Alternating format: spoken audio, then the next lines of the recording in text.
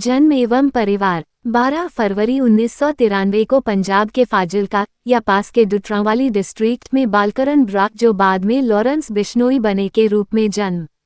उनके पिता हरियाणा पुलिस में कांस्टेबल थे, लेकिन 1997 में नौकरी छोड़कर खेती करने लगे।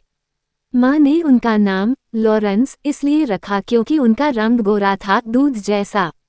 परिवार के पास पंजाब में 22 किलोमीटर तक जमीन थी, जिससे आर्थिक स्थिति अच्छी थी। शिक्षा स्कूल की पढ़ाई उन्होंने अबोहर में पूरी की। 2010 में डीएवी कॉलेज चंडीगढ़ आए और पंजाब विश्वविद्यालय से LL.B. की पढ़ाई की, जहां छात्र राजनीति में उनकी सक्रियता की शुरुआत हुई। ग्रेजुएशन कैप छात्र राजनीति से अपराध की ओर 2011-12 में यूनिवर्सिटी स्टूडेंट काउंसिल के अध्यक्ष पद के लिए उन्होंने भाग लिया, लेकिन जब चुनाव हार गए तो विवाद में फंस गए।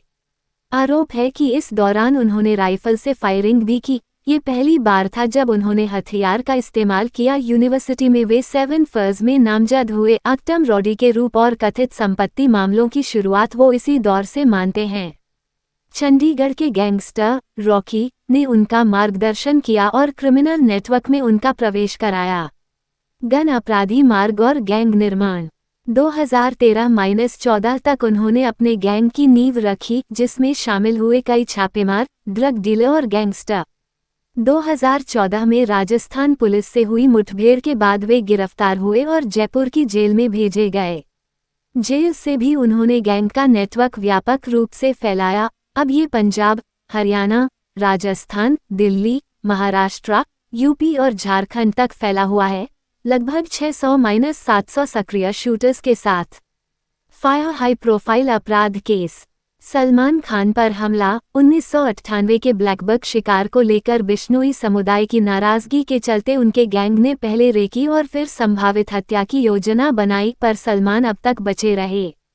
सिद्धू मूसेवाला हत्याकांड 2022 में पंजाब के पॉपुलर पंजाबी गायक का मर्डर उनके गैंग के सुनियोजित कांडों का हिस्सा माना गया, क्योंकि उनके आदमी गोल्डी बरार ने जिम्मेदारी ली। अन्य हाई प्रोफाइल हत्याएं हाल ही में बाबा सिद्दीकी की हत्या और जयपुर में करनी सेना अध्यक्ष की हत्या की भी बिश्नोई गैंग से लिंक की गई। योजक चिन्ह योजक चिन्ह योजक चिन्ह जेल में भी सत्ता 2014 से जेल में बंद रहते हुए भी उन्होंने व्हाट्सएप, वॉइस कॉल्स आदि के जरिए गैंग का संचालन जारी रखा। तिहाड़, बठिंडा और साबरमती जेलों में उनका स्थान परिवर्तन किया गया। 2023 में निया द्वारा दर्ज आरोप पत्र में उनके गैंग को एक संगठित आतंकवादी सिंडिकेट माना गया, जिसकी रणनीति नबाल की तरह कार्य टिकट की तुलना थी।